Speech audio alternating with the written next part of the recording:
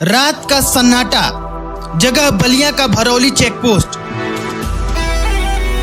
ADG Varanasi Piyush Mordia रात के करीब 12 बजे बलिया पहुंचते हैं। बलिया पहुंचकर इतने बड़े पुलिस अधिकारी को कुछ ऐसा पता चलता है जिसने पूरे पुलिस महकमे को हिलाकर रख दिया।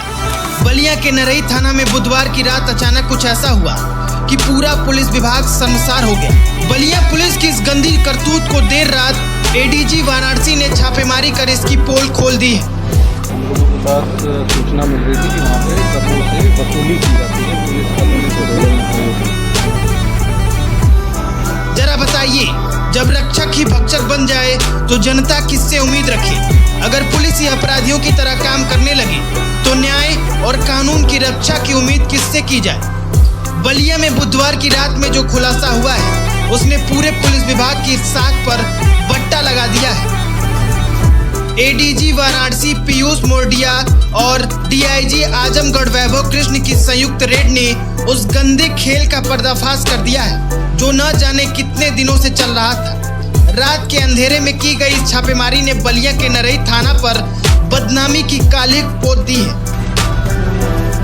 लेकिन महीनों पहले बलिया के फेफना से विधायक संग्राम सिंह यादव की आवाज सुनिए, फिर आगे की कहानी पर आते हैं। नरही थाना है हमारा इस राम राज्य में।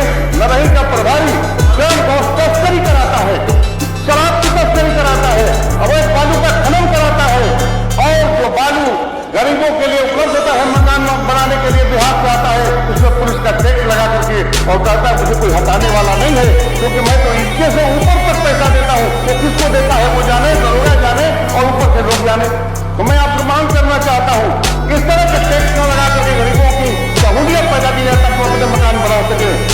अभी सादा महोदय, मतलब साफ है, विधायक संग्राम सिंह यादव ने 5 महीने पहले ही यूपी सरकार को यह बता दिया था कि बलिया के नरई थाने की पुलिस शराब की तस्करी, पशु तस्करी और लाल बालू की खुली तस्करी करवाती है। लेकिन 5 महीने तक पुलिस ने इस पर कोई कार्रवाई नहीं की और यह वसूली का धंधा आराम से चलता रहा।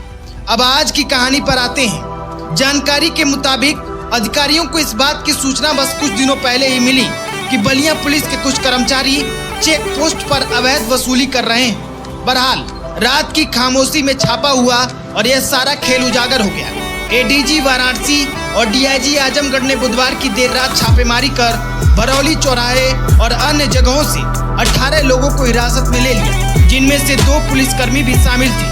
रेड के दौरान डीआईजी और एडीजी ने मौके से 50 से अधिक मोबाइल फोन और कई बाइक जब्त की है। जब रेड की जानकारी मिली तो नरई थाना प्रभारी तो 7 फुट की ऊंची थाने की 4 दीवारी कूदकर फरार हो गए। इस मामले में नरई थाना प्रभारी समेत कुल 9 पुलिसकर्मियों को निलंबित कर दिया गया है। लेकिन सबसे हैरानी की बात तो यह बताई जा रही है कि एसपी बलिया को डीआईजी और एडीजी की रेड की भनक तक नहीं थी।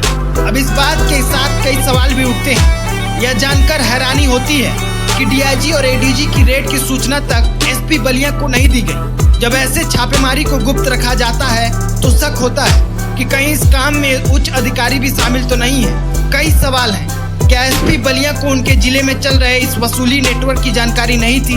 क्या क्षेत्राधिकारी को इस मामले की भनक नहीं लगी या वे भी इस खेल का हिस्सा थी?